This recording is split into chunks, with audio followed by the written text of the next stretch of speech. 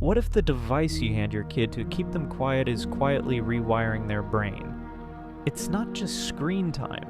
It's a tidal wave of overstimulation, melting attention spans, and turning our kids into strangers who can't focus, communicate, or even sit still. If you're a parent watching your child get lost in endless TikTok scrolls or iPad tantrums, this video is your wake-up call. Welcome to Doodle Your Growth. And today, I'm giving you a 90-day reset plan to save your kids from brain rot. This isn't just advice, it's a step-by-step lifeline to pull your child back from the edge of digital overload. Stick with me for 5 practical, life-changing steps that will rebuild their focus, spark their curiosity, and bring back the kid you know is still in there. Let's dive in. The first step in the 90-day reset is to break the stranglehold screens have on your kids. Studies show that kids under 10 who spend more than 2 hours a day on screens have weaker language skills and struggle with decision making. It's not just about time, it's about what those screens are doing to their brains. Constant stimulation from fast-paced videos like Cocomelon or TikTok floods their minds with dopamine, making real life feel boring by comparison.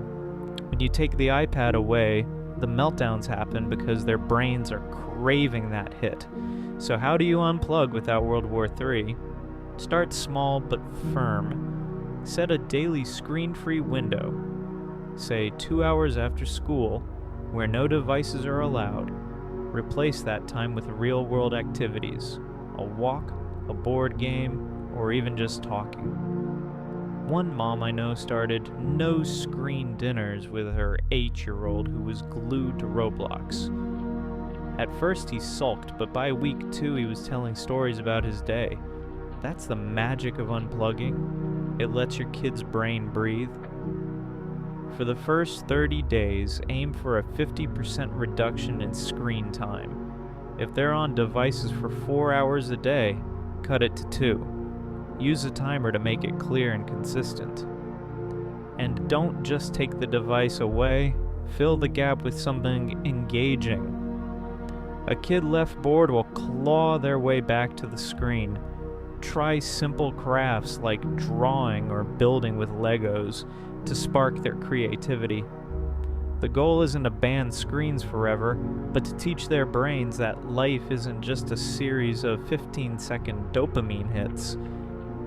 When you unplug, you're not just taking away a device, you're giving them back the ability to connect with the world. Here's a truth that hits hard. Boredom is your kid's secret weapon. In a world of constant stimulation, kids rarely get the chance to sit with their thoughts, and that's a problem. Research from the University of Southern California found that boredom sparks creativity and problem-solving in kids.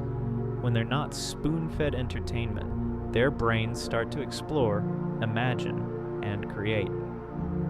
But brain rot has trained Gen Alpha to fear boredom like it's the end of the world. To rebuild this boredom muscle, you need to let your kids get bored on purpose. Start with 15-minute chunks where they have no screens, no toys, no distractions, just them and their thoughts. At first they will complain.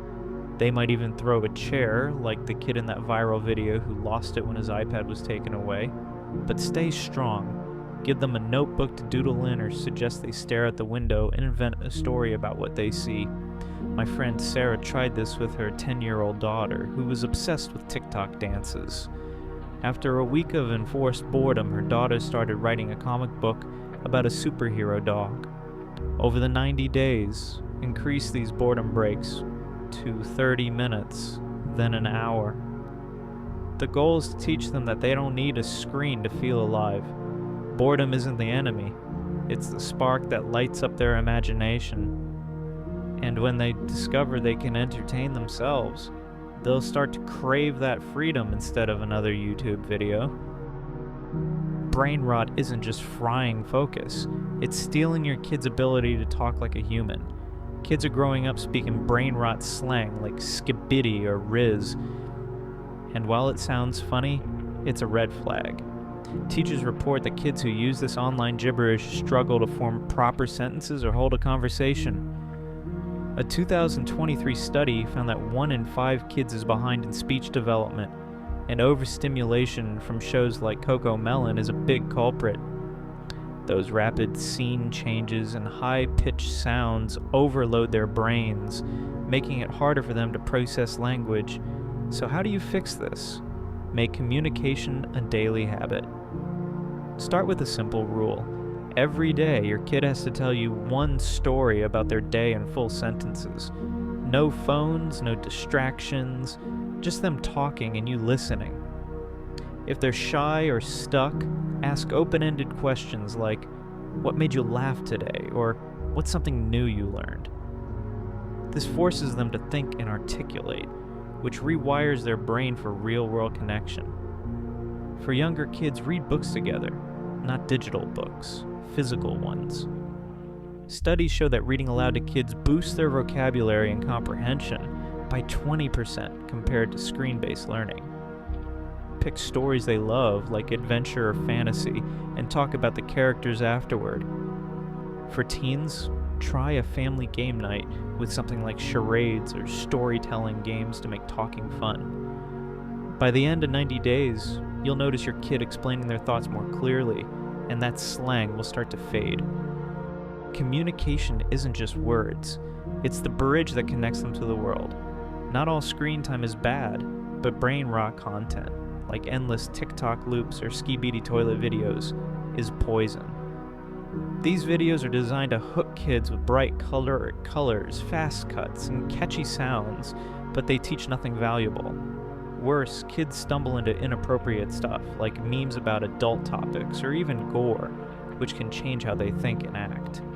A 2021 study linked excessive TikTok use to anxiety and self-diagnosis of mental health issues in teens, as they mimic what they see online. To fight this, you need to curate what your kids watch. For the next 90 days, replace brain rot content with videos that spark curiosity.